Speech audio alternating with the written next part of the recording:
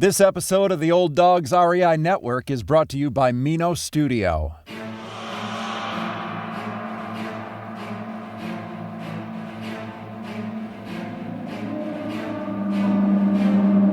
In a world where jobs are how most people make money, one man, one desire, one challenge dares to break the mold.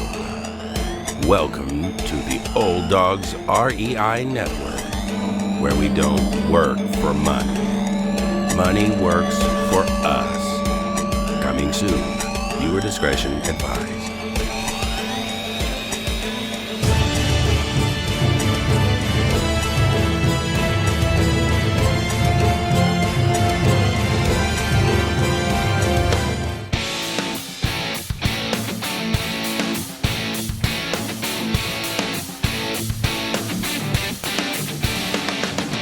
Welcome to the Old Dogs REI Network, where cash flow is king. Real estate investing, the means, so you can enjoy your retirement dreams. This is the show where we cut right to the chase. No sales pitch, no long monologues, just simple how-to real estate investing advice, so you can earn the passive income you need to enjoy your retirement today. And now, your host and chief old dog, Bill Manacero. Welcome to the Old Dogs REI Network. I'm your host, Bill Manacero, and this is the show where 50-plussers and anyone else who wants to join us get solid, no sales pitch real estate investing advice to help generate real cash flow. This podcast airs twice weekly on Mondays and Fridays, and if you aren't already a subscriber, go to iTunes or Apple Podcasts, type in Old Dog, spelled D-A-W-G, find our podcast and subscribe. Well, we have a great show for you today. We have a gentleman from an area that I have known as an investor from Memphis, Tennessee. His name is Jame Wachob. And James was born and raised in Memphis, Tennessee. With nearly 2 decades of experience helping investors buy, renovate, and manage properties, he focuses on specific areas around Memphis where rental properties are in demand by qualified tenants. His team buys houses, commercial buildings, and apartments, fully renovating them and bringing them up to current code requirements and modern-day standards. He has built 300 plus brand new homes and holds 2 real estate brokerages with licenses in Tennessee and Mississippi. His focused approach with turnkeyinvest.com, he covers everything from sort of soup to nuts there. He's also tied to other websites like ibuyyourhouse.com, foundationpm.com, and his own jameswachob.com as well. He produces results for his investors. James, so welcome to the Old Dogs REI Network. Thanks for having me, Bill. I'm very appreciative of the invite. Oh, it's great having you on. As somebody that loves the Memphis area, and I'm really excited to hear about your story. I mean, you were born and raised there, right? Yeah, born and raised in Memphis. I went to school in Missouri for college and came back home after college and have stayed here ever since. I know Memphis inside and out. Oh man! Now, did you study real estate in school? Were you planning on getting into real estate when you went off to college? I didn't. I started out in theology, of all things. Wow. Yeah, I came back, quickly got into a sales role, and eventually learned, ended up in new home sales for real estate. Worked for a large home builder selling their houses. Oh, interesting. Now, did you have a real estate license or broker's license at that point? When I started, I didn't. They said, don't worry about that. This guy can sell, houses. Let's get him in the model home. We'll worry about the real estate license later. Today, that would be much more taboo. Yeah, I guess so. They kind of clamped down, I'm sure. And so you started selling, and was there a certain point where you kind of got the bug to invest yourself? So I started out selling for a home builder and was more interested in watching the guys build the house than selling the houses. I was more interested in, watching how a company could scale to 1,000 homes per year and how the company ran itself than the sales aspect. So as I paid attention to that, I was learning by asking questions. And I didn't get into investing like most realtors. The majority of realtors do not invest in real estate. They earn commissions, or maybe they build a house and sell it as a builder. And that's sad. And I had no thoughts of owning a rental portfolio early on when I was a realtor. I thought the way you earned money in real estate was through commissions or building a house and selling it to someone for a profit. And then the recession came and everything changed in my life. So it was what I say a lot of times, the recession was a horrible period for America, horrible time for a lot of people in the industry. Best thing that ever happened to me. Wow. Well, tell us what happened. Right. So I was working for a large home builder. They came in and said, you know what, James, we're bankrupt. And I was just flabbergasted. The wealthiest guys that I knew, coming from a very middle-class family, were now bankrupt. So we had to lay off all of our salespeople or builders, leave houses unfinished for the bank to take back into foreclosure. Luckily, I was single, and I lived below my means. So I was able to stay in real estate, where a lot of the other people I worked with went and got real jobs, right? They became something else.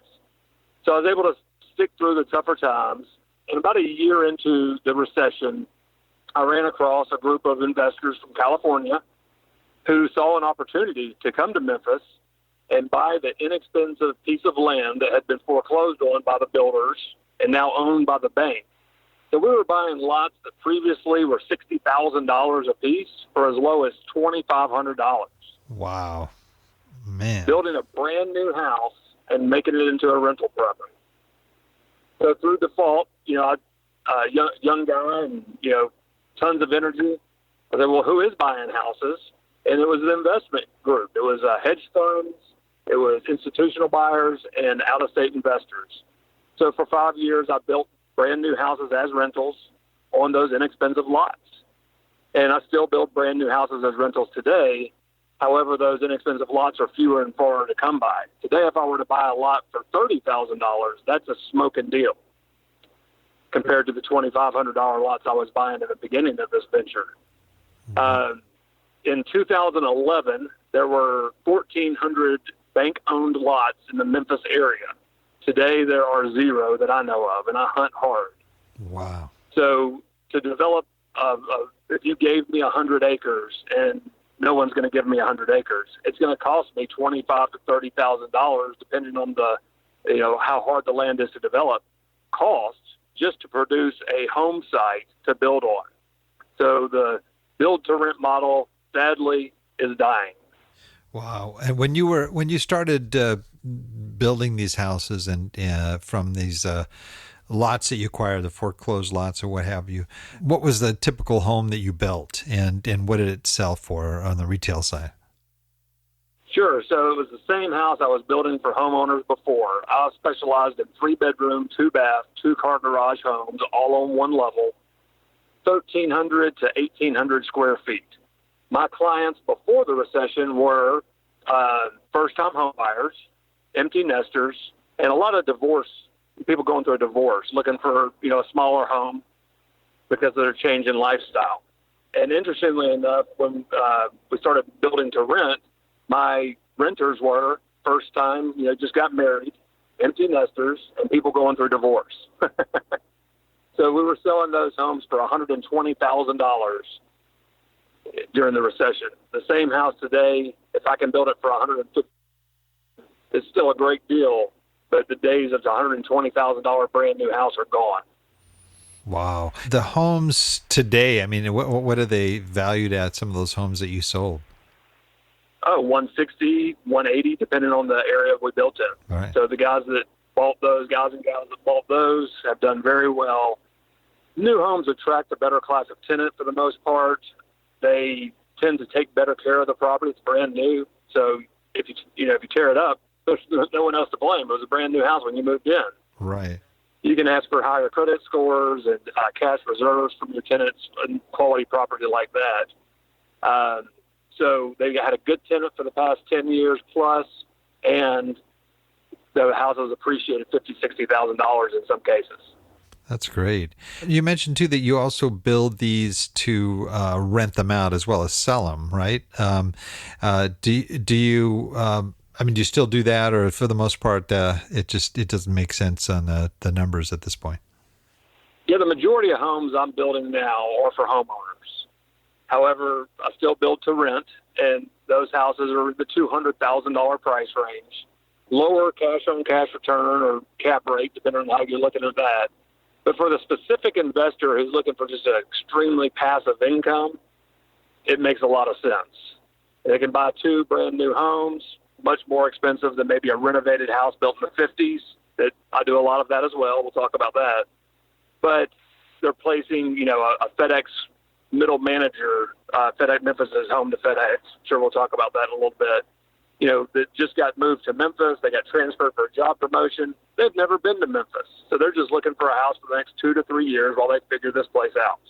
So we have a lot of, transient people moving to Memphis that maybe they never pictured Memphis as their dream place to live, but, they got a good job here. So, they're just really good for us. Oh, that's great.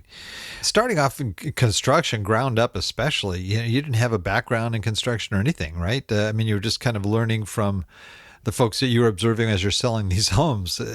How did you get that knowledge base so that you knew how to do it and not lose your shirt? Sure. Building a house is easier than some of the renovations I do. So building a house is a checklist with very competent subcontractors that you can trust to do a great job framing the house, roofing the house, putting the sheetrock in. Pretty much it's a checklist. So I learned from watching the builders that were on site while I was a salesperson. Then you got out there, build your first house, and you figure out real quickly because code enforcement will let you know when you messed up. And when the house is completed, the home inspector is going to let you know real quickly. So there's a little bit of trial and error, but not really that much. Building a 3-bedroom, 2-bath, 1,500 square foot house is not the most difficult task if you have really competent subcontractors. It's a time frame generally from ground up on that to sale. Sure. Typical build time once permits are pulled is 4 months, depending on weather. It could run into 5 months. Interestingly enough, I've been part of a project where we built the model home for a community in 2 days. So it can happen quickly. The typical time, 4 months. Wow. And 300 plus homes. That's a lot of homes to have built. And we've built a lot more than 300. There's 350 as rentals. Oh, okay. Got it. Yeah. Okay. How many, do you know roughly how many you've built altogether? Between me and my partners and groups that I've been involved in the 3,000 to 5,000 range. Oh, gee. That's a lot more than 300. Wow. And are you building in the same area? I mean, have you kind of branched to different areas? How do you kind of decide, where you want to be able to develop? Is it just what's available for the most part? There's a lot of factors. So Memphis, our western border is the Mississippi River and state of Arkansas. Our southern border is the state of Mississippi. So we can only go in 2 directions and stay in the Memphis area without going into other states. A lot of it has to depend on the infrastructure that's available. So sewer needs to be available. First thing I do when I look at a piece of land is research about the sewage situation because I don't want to build on septic tanks. And then, of course, proximity to major employers. Memphis is blessed to have, a handful of major employers that are investing a ton of money in Memphis right now. And a lot of my first-time home buyers work at those places. A lot of my renters work at those major employers. So proximity to that is a big key. Yeah, I would imagine that'd be really important. You have probably seen in your time, I mean, just a lot of change in Memphis, I would imagine. And with that, you have some areas that boom, and all of a sudden a hot new area, and then you have other areas that maybe aren't doing so great. Are you Are you all over Memphis in terms of I mean, you're doing a lot of different things, but let's say in the turnkey or the property management, are you primarily in certain key areas? Yeah, so the areas we develop in, we choose to build these houses in, we want to make sure they're close to the major employers in town. Memphis is blessed to have some strong employers. FedEx is based in Memphis, St. Jude's Children's Research Hospital. Nike has a huge presence here in town. And that's where a lot of my first-time homeowners and renters work. So we need to be in close proximity there. What kind of a driving range would be a sort of ideal for a home location? Sure, my office is located in the center of town, and I can be at any of my rental properties in less than 30 minutes. So anything further out than that, that's going to be a bit of a commute. We are spoiled in Memphis. People in other parts of the country think a 30-minute commute is nothing.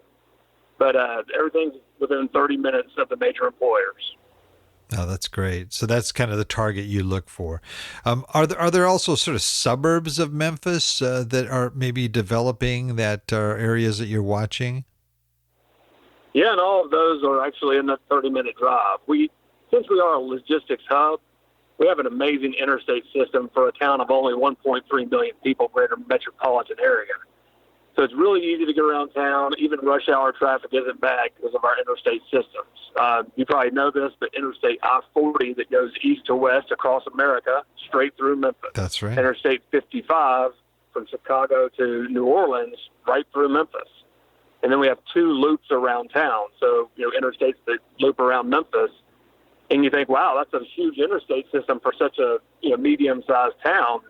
But since we are a logistics hub, tons of trucking companies and river, rail, of course with FedEx, the air cargo business, we are a logistics town. Right. Yeah, you're like in the heart of America right there. Just all roads lead to every part of the U.S., that's for sure, and Canada. And, that's really the strength as a property manager.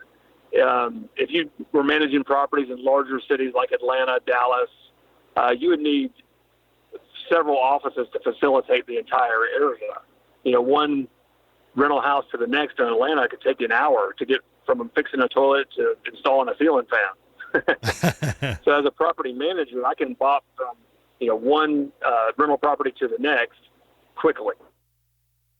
Got it. Well, you are an investor as well as running this big company here. As an investor, when did you actually, I know you were building these homes. Is it all under the name of your business, or did you have personal properties that you were investing in? That's the interesting part. So as I was building these houses and selling to California investors, hedge funds, what they're doing is not that difficult. They put a sign in the front yard and it's rented before the house is completed. So I should keep a few. And so I would end up building 10 and keeping one. Building 10 and keeping one. Still living well below my means, still a single guy, not married with kids yet at this time. And so grew a portfolio of houses that way. And through that, found the book Rich Dad, Poor Dad, and it told my story pretty much. I never had thought about owning rental properties. I thought that was for the elite. They're super wealthy. And found out it really wasn't that difficult. And that the financing available was key. And it was, unlike anything anyone has in the rest of the world, as Americans, we're really spoiled with the financing options we have available for owning rental properties. Yeah, that's great. And that's it sounds like an area too that you specialize in with the people that invest with you too. Is you actually put them in contact with local financing? Is that correct? Yeah, you just need somebody that understands the investment world. In my opinion, someone who's an investor themselves and can counsel you on how to take advantage of what I call the 10 golden tickets.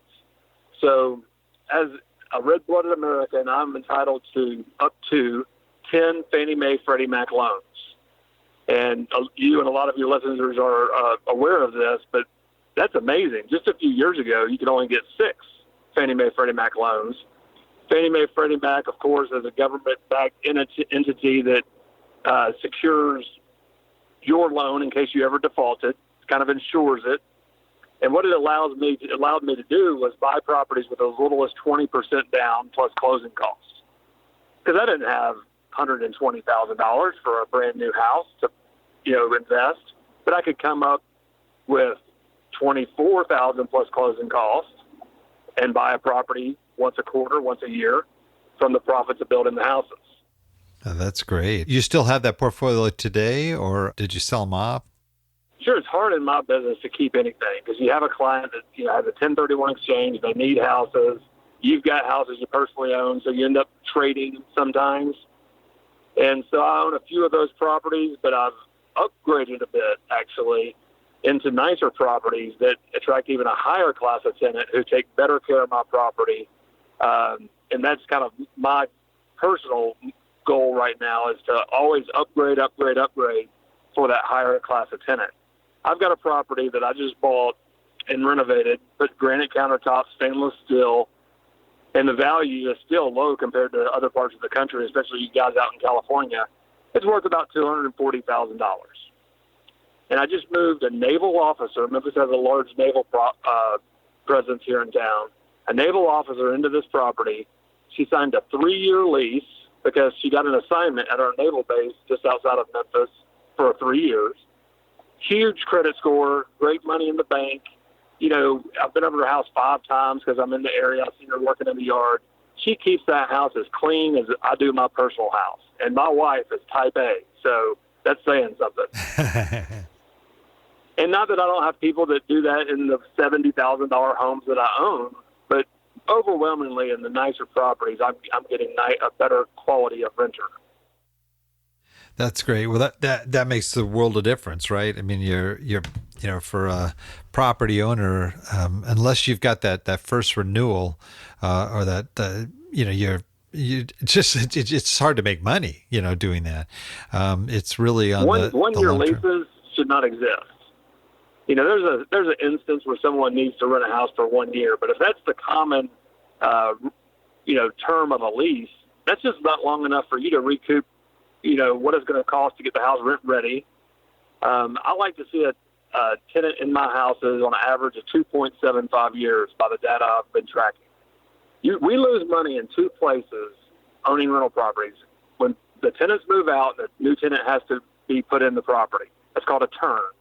And the second is vacancy, when the property's sitting there idle, vacant. So repairs, turns, vacancy is where we lose money. The way we can, not lose money in real estate is by having occupied properties, by people taking care of them on long-term leases. And are you finding that those properties and the tenants that are attracted to those properties in particular regions of Memphis seem to be a little bit more desirable and tend to attract the better tenants as well? I focus on what I call change of life tenants. A lady with 2 children who just went through a divorce. They live in a nice big 4-bedroom, 3-bath house. And, they've got a little money, but she can't afford to keep that house, and neither can her husband. So they need to sell the home. Well, what is she going to do for the next 3 years? Not moving into an apartment and not take a huge drop in where she wants to live. She'll come rent a house from me for the next 3 years so she figures out her next phase of life. The empty nester who sells their house, it was paid for. Now they have $100,000 in the bank from the sale of their house. They're in their mid-70s. They're way too young to go to a retirement home. They're too old, they've told me, in their opinion, to go take another 30-year mortgage. James, I'd like to rent this house from you for the next 5 years just to see what my next phase of life is. In the same instance, I just rented a house to a guy in his mid-70s, and his wife passed away, so he's widowed. Who knows what the Lord has in store for him in the next 5 years? He might get remarried. Or, he could maybe, move to Florida. So instead of getting tied down to another 30-year mortgage, renting a house is a perfect option for him. Now, do you target, specifically, you mentioned some of these great tenants. Do you have a way to sort of market to that group so that you can sort of attract those types of tenants to your properties? Yeah, really, I kind of reverse engineered it and said, all right, which properties do I own that attract that type of tenant rather than trying to market for them? So, yes, specific areas of town, maybe a house with a little bit of granite or an open concept the colors of paint, the way that you finish the house out is going to attract that, renter that has options. They could go buy a house. They've got the credit score and the down payment, but it's just better for them to rent. And I found that it usually takes just a little bit nicer house to attract that type of tenant. Yeah, right. That's a good point. Well, good point. Are there certain regions of Memphis where you think are, are pretty good areas right now for you? And in terms of just the, who's attracted to that region? Sure. So, there's specific school districts for maybe that young lady we talked about, the divorcee.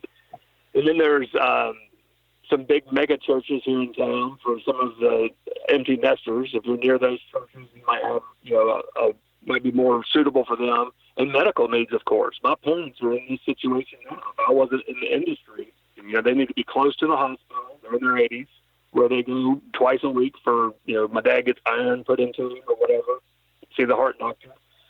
And they need to be close to church. So they're not moving further than about 5 miles away from those two things.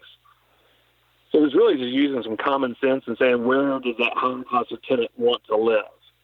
And then, of course, you can overlay that with crime statistics. Here's a funny one that I always say. To be an A-class community is what I call these communities. How close is the closest Chick-fil-A? I love it. In the South, we love our Chick-fil-A. Oh, yeah. In the B-class communities, you need a good grocery store nearby. So Super Walmart. How close is my Super Walmart in a B-class community? There's going to be a little bit less crime in a B-class community than an A-class. In a C-class property would be all rentals, no home ownership at all. And there's areas of Memphis that are like that. There's whole zip codes that there are very few homeowners in the zip code. Lower price homes, higher return on paper, cash on cash looks great and all those things, but more transient type renters, higher crime, and sadly, not a good grocery store within miles. Not a Kroger, not a Albertsons, or even a Super Walmart in those zip codes. Right. And I have rental properties in all three. I have what I call a blended portfolio. So I'm currently acquiring A-class properties, and that's my goal. I have some B-class properties, and I have a few C's. So that blended portfolio spreads my risk out so I can stomach a vacancy, and it's just a line item. Right. What are the price differentials between the A, the B, and the C in Memphis? Just again, in that's a great, rough terms. Yeah, that's a great question. A lot of people that are selling Memphis to out-of-state investors are selling the $50,000 houses, and I would almost classify that a B class, but that's a whole other story. Mm-hmm. Memphis is a beautiful place. Lots of great things going on, money being pumped into this city. It's a beautiful place to live. I live in the heart of Memphis. I don't live in the suburbs. A C-class property that you would find on my website in the $70,000 price range, and that house would rent for $850 a month. So great return. Mm-hmm. But with any higher return comes what? A little bit higher risk. Yes. In a B-class property, you're looking at $95,000, a little bit less risk. And in an A-class property, we're not putting a tenant in there who doesn't highly qualify for the property, and there's a lot less competition because most people focus on those C-class properties in the Memphis area. And I understand why. The only limitation that most investors I meet have is capital. So I've got $100,000 I'm ready to invest, Bill, and I want to buy as many properties as I can with that $100,000. So maybe they buy 3 C-class properties. And that's fine as long as I've had this talk and they understand that it's higher reward, yes, but higher risk as well. Mm-hmm. The majority of investors I've worked with over the past 15 years end up owning 6 properties in town. So 6 properties is not a portfolio. Once you get over 10, now you've got a small portfolio and you can stomach some vacancies, some unexpected repairs. But when you have 3 to 4 properties, one vacancy is a nightmare. Right. And that usually happens December 15th, right around Christmas and all the families coming over and all those things, right? Right. What's sort of the price range and monthly rental for, the Class A properties? So, 200,000 and above. So to be in a neighborhood for me, you have to have 90% home ownership or better. Extremely low crime, near a Chick-fil-A. That's a long talk, but that's an easy one. That's funny. But that $200,000 home is only going to rent for $1,700 a month. What people talk to me a lot about, they heard me in a real estate forum or maybe a podcast, is the 1% rule, which is the golden ticket in real estate today. If you have a $100,000 house, it rents for $1,000 a month. That's the 1% rule. You're not going to achieve the 1% rule in an A-class property, but it's much lower risk. Now, Memphis, why Memphis is so hot on most investors' lists, is one of the last places you can find a turnkey property with a 1% rule. I buy that $100,000 home, it rents for $1,000. Here, James has already put on a brand new roof, brand new HVAC, hard surface floors in the high traffic areas, carpet in the bedrooms. Redone the kitchen, new appliances. Smells nice. It's a clean place to raise a family, and you can still get that 1% rule. That's why everybody is flying to Memphis to figure out what's going on there. That's great. Just looking at the scope you're in right now, you're a developer. You have a property management company. You are selling houses, fixing houses up. I mean, what's sort of the full scope of your business? And just sort of in a nutshell, what does your company do? Collectively. Sure, I've got a great team, so it's not James out here doing all of this. TurnkeyInvest.com is our main business. Turnkey is, my description of what is turnkey. It's everything an investor, even thousands of miles away, would need to succeed under one roof. So our acquisitions team is out in the field right now meeting with people to purchase a house in as-is condition without any repairs. We're able to come in and buy the house for cash and take it off their plate. They don't have to worry about putting a new roof on in a $30,000 renovation. But we targeted that house because it's in a specific neighborhood that we know we do well in with our rental properties. So we want to buy the worst house in a great neighborhood. Then Turnkey Invest comes in, is the full renovation. The big three in renovation: roof, mechanicals, flooring. So on a $30,000 average renovation budget, that's 60% of the budget. A brand new 30-year architectural shingle roof, either tile or hardwood in the high traffic areas, and then heating and cooling appliances. Those are the big ticket items for an investor moving forward. Anybody can renovate a house, Bill. But then the most important part, Foundation Property Management, that's foundationpm.com, is who takes care of all the items for you moving forward. So they're your boots on the ground after you purchase the property to handle all tenant calls, collecting your rent, meeting with the tenant to tour the house and make sure they're taking care of it properly, changing the air filters, all those things. So that's everything you need to invest. You need an acquisitions team, a renovations team, and a property manager who manages those properties as if they're owned. And that's one of our mottos there.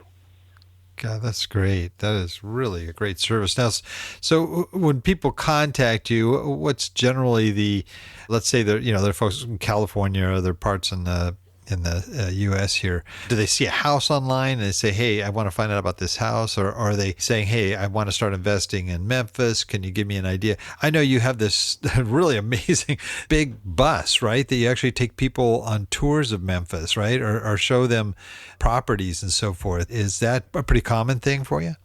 Yeah, twice a year we bring our investors in who have purchased from us and occasionally someone that hasn't purchased from us. And it's a real homecoming.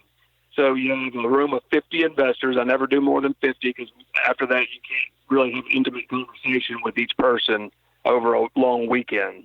So the power of those events is you have 50 investors now talking about what's working for them. Now it becomes a mastermind, and you get to meet like-minded people. Bill, as an investor, you know how it is. Most of your friends don't even get what you're doing in this whole real estate thing. No, it's true. A long weekend with like-minded people, touring houses, eating barbecue. They leave the event with each other's phone numbers. They're Facebook friends with it when they leave, and it becomes a community. And they're not on an island out there by themselves investing in Memphis, Tennessee. And it's pretty cool. We have people come from all over. Last year we had a couple from Japan, but a lot of Californians, Northwest, Northeast, even Floridians. And the two hot spots that we've seen recently, Salt Lake City, Utah. Once a week I have somebody from Salt Lake in my office coming for a personal tour. And the second is the Boulder and Denver, Colorado area. Everybody shares the same story. They want to invest in real estate, but it doesn't make sense where they live. Houses are too expensive, or there's no cash flow. Or the third one, there's no ability to scale. So quick story, I've got a dairy farmer who's a client of mine in the middle of nowhere in Iowa. His closest neighbor is 8 miles away. And he started getting into, listening to podcasts and learning about real estate investing. How could he ever scale, live in that rural of an environment? So he's visited 4 different cities, wound up coming to Memphis, meeting me and my team, seeing that we have a systematic process that makes it replicatable and duplicatable at will. We became buddies, and now he's on his 15th property. Wow, that's great. That's awesome. Well, you've been doing this for a while, and you've got quite a track record. But in the course of that, as an investor, or maybe your experience with other investors, what would you say is sort of the biggest mistake that happens way too often in real estate investing? Yeah, the biggest mistake is the same one I made, and it's getting into real estate investing without a plan and just kind of Forrest Gumping your way into investing. Well, I might pick up a house in Memphis and maybe one in the Chicago area and just see how it goes. So really sitting down with someone who's been there and been through the trials and learn from people's mistakes. If someone is trying to teach a class and they're not talking about their mistakes, there's a problem, because that's where we learn. But sitting down with someone who's been through this 15, 20 years in the industry and formulating a plan for you and your family before you buy your first property is the biggest mistake I see people making. But the second biggest would be not doing their due diligence to find a good team that acts as their boots on the ground, even if you're investing locally. They should, look at everything through the eyes of the investor, your home inspector, your lender, your tax guy. They should definitely own rental properties. Your provider. So if you're working with a realtor, they should own rental properties. Your property manager. So tell me, what experience do you have? What have you learned over the time managing properties? And what systems and processes do you have in place so that when somebody calls and says, my water heater doesn't work, you're not scrambling, saying, oh my goodness, what do we do? Everything should be a checklist from beginning to end. Like I told you with building houses, I learned everything was a checklist. Might be 180 spots to check off on this list, but it's a checklist. Same thing with renovating houses, buying houses, managing properties. We've got a checklist for everything that could happen.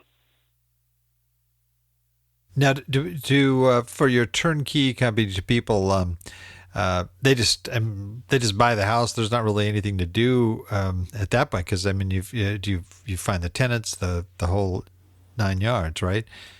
Exactly. Yeah, I said earlier, turnkey, the definition was everything under one roof, but you touched on a good point there. What is a turnkey renovation? Because everybody has a different definition. The word has been misused so much. A turnkey renovation, in my opinion, should be defined as I've taken care of anything that could happen to this house on a big ticket item for at least the next 10 years or longer. So that's your roof, your mechanicals, your flooring, new appliances in the kitchen, new HVAC, delivering you a product that you should not have a big bill for the next 10 years. That's great. That's definitely my next question was your biggest success. That might be a part of that too. What would you say it's the one thing that you've done that's really had the biggest impact on the success of your business? I'd say the biggest success I've had since getting into real estate, 2 clients come to mind who came to me, and they were very blessed to have some, things happen in their life. One sold a company, the other came into some money, and in their opinion, they were cash rich and income poor. Too young to retire, but what do I do with this money? Do I stick it in the stock market, or what do I do? And I was able to set those guys up with portfolios that have now appreciated in value hugely. We bought some really great properties that some of them have the same tenants that they had in the day one that they bought them. And it's just been a huge success. They've saved a ton of money on taxes because they still have a great income. And, just that they trusted me and the systems and processes we have in place to invest that type of money, and it has worked out so well. So I look at those two as probably the best successes I've had in my life. And then, meeting someone who's never bought their first property, and then they get their next property. We've sat down, we've made a game plan together for the next 20 years. I love working with young people because I'm included in this bunch. I ask every time we have a tour and a conference to the seasoned veterans in the room, what would you do differently? And they all in unison will say, I would have started earlier. Yeah, that's the truth. And there's a lot of young people out here that are getting involved in real estate investing. We have a lot listening to this show right now. For the people that might not be in that category in their 50s and 60s, I say it's more important to get started because the rich dad, poor dad aspect of it. I think the legacy I'm leaving to my children, knowing what passive income is, knowing that we don't pay as much income tax as other people because we own rental properties, huge part of why I invest. And learning, that mom and dad maybe don't have a boat. Instead, we bought a duplex. The assets over the liabilities. I think that's more important than any income you could ever get is the legacy you leave to your children to see there's a better way than punching a clock at a job for 30 years, and then when the downturn in the economy comes, you get laid off. Right. You can be your own boss. Yeah, that's great. What advice would you have for that 50-pluser listener here that maybe they're approaching retirement, maybe they're already in retirement, but they're realizing they're going to need some income to really get them through. People are living longer, medical costs are going up. We don't know what's going to happen with Social Security. There's so many variables there that people are looking at real estate as a means to fill that gap. What advice would you have for those folks? That it's really hard to give a blanket answer there because everyone's so different. When I sit down for a one-on-one with one of my investors, the first question is, where are you right now as far as how much money you have to invest day one? And then the second question is, and monthly, how much can you contribute to growing a portfolio? And from those two numbers, then we're able to scale out and say, okay, what is your ultimate goal? And for some reason, Bill, a lot of people say, I'd like $100,000 of passive income from my rental property. It's just a very standard answer I get. And then we decide, okay, are you a more risk-averse investor where you would like to buy C-class properties, or would you like the more safe approach for an A-class property, somewhere in between, or a blended portfolio? Once we've gone through that, we have to establish the type of buyer they are based on their ability to take risk or not. Then we figure out how many homes do you need to buy and then fully pay off in order to achieve $100,000 of income. So if a house rents for $1,200 a month, the answer is about 12 houses. You buy 12 houses and you spend the money you've got now for down payment and closing costs, since we only need 20% down plus closing costs. Then we always leave a maintenance reserve. You'll notice I'm copying a lot of stuff from our guy Dave Ramsey on the radio. He always has to have money in the bank for the Murphy when he comes along. That's smart. And then monthly, we'll pick a number. If they tell me they can put $5,000 towards their next purchase, we can easily calculate how long it's going to take them to buy 12 houses. Then we pull out a spreadsheet and we reverse. Now we've gone through acquisitions phase. Now let's reverse that and go to debt reduction phase and use the debt snowball to pay these houses off. So with 12 houses, you're going to have $300 a month cash flow on each house, plus that $5,000 of your personal investment to this real estate venture. And we're going to focus that on the least expensive mortgage or the one with the highest interest rate. And we're going to pay our first house off. Once we pay that first house off, it goes from $300 to now $1,000 a month of cash flow. and the snowball gets bigger. And you see where I'm going with this, Bill. Yeah. So instead of owning 500 rentals, which in the beginning was my goal, and if you'd asked me why, I would have told you because the other guy that I knew had 200. Not a good game plan, was it? But no one sat down and showed me these things. So I'd much rather own 12 nice, fully paid-for homes at retirement than I would 50 homes highly leveraged with more risk. And that's a personal thing. Other people like the higher risk investment, and that's okay. Got it. Great advice. Well, with your company, it seems like you guys have really evolved, or definitely since your beginning. What's sort of your long-term plan? What does it excite you about the future of your company? The future is just unknown. What's coming at us? You got to stop watching the news. Yeah, that's where you start, right? And because of that, I like that we have options. Gary Keller, the owner of Keller Williams, has a wonderful book about real estate called Shift. And the premise is that you better be willing and able to shift according to what the economy is doing. So if you put yourself in the shoes of a realtor and you only sold $1 million homes, that's all you did. And you're never going to waver from that. During the recession, you probably had some pretty skinny years. But if that same realtor would shift and start going into, bank RIOs, they probably had some good years. Same thing as an investor.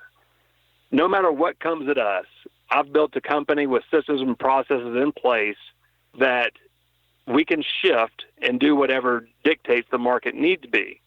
Now, in the last recession, I watched the demand for quality rental properties go through the ceiling. I love this saying: with every foreclosure, a renter is born. People don't go homeless. They don't go live with mom. If they lose their house because they're in a recession, they come rent a house. It's just a smaller house, maybe one less bedroom, one less bath, and continue with life. So notice I said quality rental properties. That does not mean granite countertops. That I would go as far as say, Bill, there's too many rentals in Memphis. There's enough. We don't need any more. However, people should be ashamed. The investor, the landlord should be ashamed of what they're renting to a single mom raising 3 kids. There's a 25-year-old roof that leaks on the house. The air conditioner works part of the time. The house smells like cigarette smoke from a previous tenant or a wet dog.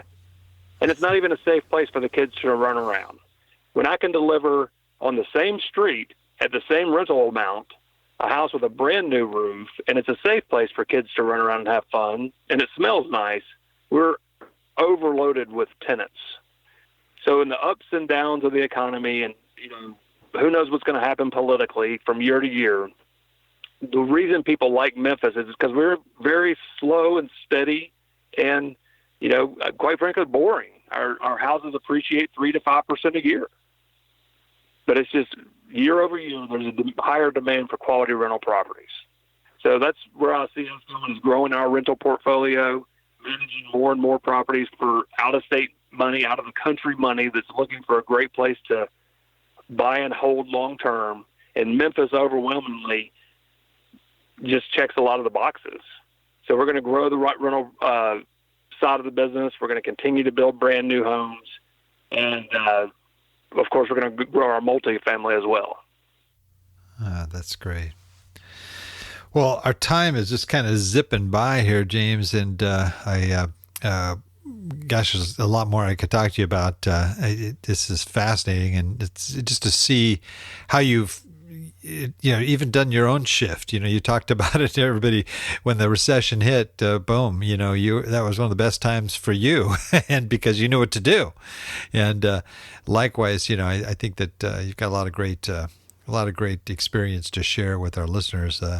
But now we're getting kind of near the end here, and we have a session we call our Wrap It Up. It's where I ask you a series of quick questions, kind of like a lightning round, and you share resources that have been valuable to you, and hopefully our listeners will find some things in there that be of interest to them as well. So if you're ready, we can move into our Wrap It Up. Let's do it, Bill. All right. Favorite real estate book? So Shift by Gary Keller is a great one. Millionaire Real Estate Investor by Gary Keller. But this is the one everyone needs to read. It's not the most exciting, but it's the best knowledge you can ever get. What every real estate investor needs to know about leverage is a book every real estate investor needs to read. And who's that by? Is that a Keller also? I can't recall, but easy to Google. What every real estate investor needs to know about leverage. It's a green book with yellow writing. Oh, excellent. Great. How about favorite just general business book? General business, so I'm a big fan of Traction. So Traction is how I run my companies. It's the EOS model, which stands for Entrepreneurial Operating System. And it gives a little guy like me the structure that a company like FedEx would have through scorecards for each employee, what you're accountable for, clearly defined roles so everyone knows who is going in what direction at all times. Traction by Gino Wickman, or anything by Gino Wickman, I'm a big fan of. Yeah, that's a great book. Great recommendation. How about what's the most valuable website for success that you have? What website do you tap into that is really important for your business? Sure. The Way We Met, Bigger Pockets, is definitely, a go-to staple in our industry. I'll throw one at you that you might not expect to hear. The FEMA flood certification map. So this is provided by FEMA. And if you ever buy a property, if you've heard this podcast, James told you, you go to FEMA, to their website, you put in the address, copy and paste the address into their site, and it'll tell you whether or not it's in the flood zone. I get a call a month from someone who bought a house, and they just were not aware it was in a flood zone. Wow. Yeah, that's a great recommendation. Excellent. We'll definitely put a link in there to that. Yeah, I mean, some people, it may be in a zone where it only floods once every 100 years, but if you happen to own that property during that 100 years, you still want to know, right? But wow, that's great. How about the favorite app? Anything on your phone that you use on a regular basis that helps you? I use an app called Land Glide. It's built for developers, and as you're driving through any city in America, you can hover over a parcel. It shows each specific parcel on every street in America. And depending on the county you're in, you can click on a link. It'll take you straight to the county assessor site to show you who the owner is, how much acreage there is, a ton of data. And I'm kind of frugal, Bill, so it's hard for me to swallow, but it's $100 a year. But I've made thousands off of it. So Land Glide. Guys, the first thing, it's all sort of GPS oriented. It's GPS oriented. As you're driving, it follows you around. You hover over any parcel, so a house or an apartment building or a gas station, and it gives you all the data, who owns it, acreage. What a kick. That is awesome. That is really great. That's the first time I've heard that one. That's a good recommendation. Okay, how about favorite quote? If it is to be, it's up to me. No one else is responsible for my life. And if my family is going to have anything, whether it's time with Dad or the ability to travel to exotic places, it's up to me and no one else. That's great. Those are the 5 most powerful 2-letter words in the English language, Bill. If it is to be, it's up to me. That's excellent. And final, this would be one that you would have direct experience with or not, but if you lost absolutely everything, I mean, all of your holdings, your assets, and all you have is $1,000 cash in your hand, what would you do with that $1,000 to relaunch your real estate investing business? Sure, I'd buy a cell phone and a bicycle, and I would start going from neighborhood to neighborhood looking for blue tarps on roofs, overgrown weeds, and knocking on doors. And I would find a property in dire distress in a good neighborhood and ask the people if they were willing to sell it. And then from that, if you just find a deal, you're the golden guy. So in real estate, and especially in a great economy like we're experiencing right now, the number one important person is someone who can actually go out and create an opportunity. So finding a deal is easy. You go to auction, You find a house you can buy cheap, put some lipstick on it, throw it on an online website and sell it to an out-of-state investor. Anybody can do that. But creating an opportunity, so actually thinking, this is a great neighborhood. I would love to own rentals here. Let's go find the person that's most likely to sell me the house at a discount. And then, having reverse engineered it. Great neighborhood, be a good rental property, knocking on a door, and that's what we do the best. People ask me what the most important aspect of our business is. It's creating opportunities that turn into rental properties for our owners. That's great. And since you only have that 1,000, would you get it under contract? Yeah, since I just have the 1,000, I put it under contract. I guess I'd go to Kinko's and spend part of my $1,000 making some contracts that are assignable. Gotcha. And I'd put it under contract for 20. I'd find a local investor who would buy the contract for me for $10,000. Now he's paying $30,000 for the house. Now I've got $10,500 in my pocket. You gave me too much money to start with, Bill. Maybe I should have gone less, Well, we've been doing that one for a long time, so can't change. Because maybe I could adjust it for inflation, though, or something. We'll see. Yeah. Well, James, this has been really great. I'm sure there's a lot of folks listening that want to find out more about what you're doing. I get calls from people all the time and emails from people that are interested in Memphis. What's the best way for folks to reach you?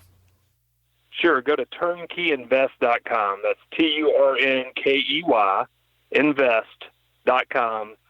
On that website, there's an opportunity to call our office. You can schedule a one-on-one call with me, and you can view all of our properties and see a lot of videos of this bold guy in Memphis talking about, different properties. So I've got a huge bank of YouTube videos that you can find from turnkeyinvest.com as well. Oh, excellent. That's great. Well, James, this has been really great. I really appreciate it. Some great information, and I think it's just going to be invaluable for our listening audience. But before we go, we have a tradition here. All of our guests close out our show. Now, you're from down in hunting country there. There's hound dogs down there, and are you ready to give us your best closing hound dog howl? I was born for this one, Bill. All right. Well, I'm expecting a lot, James. I'm telling you. Okay. So that's hunting country down there. A lot of dogs around, good dogs. So let's go ahead and give it your best.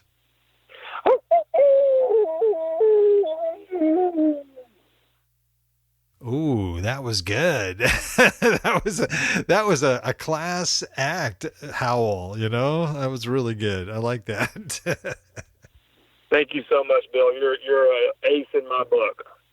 Well, likewise here, James. You're doing good stuff out there, and I just pray the good Lord bless you and continue to bless you as you continue forward. You're doing a great service, I think, to a lot of people out there. Thanks, buddy. And I also want to thank all our old dog listeners out there, too, for joining us. I know there's a lot of other things you could be doing right now, but the fact that you've taken the time to join us means a lot, and we really appreciate it. Please note, old dog listeners, everything presented here can be accessed in our detailed show notes on the Old Dogs website at olddogsreinetwork.com/blog. And you're going to look for the episode with Jame Wachob. Remember, cash flow is king and real estate investing the means. Until next time, keep moving forward, and may God bless. Thank you very much for visiting the Old Dogs REI Network. We would greatly appreciate if you would stop by iTunes and let us know what you think of the show. We would love if you could subscribe to the podcast, give us a 5-star rating, and write a review. The more ratings and reviews we receive, the more visible the podcast will be to others. Thank you.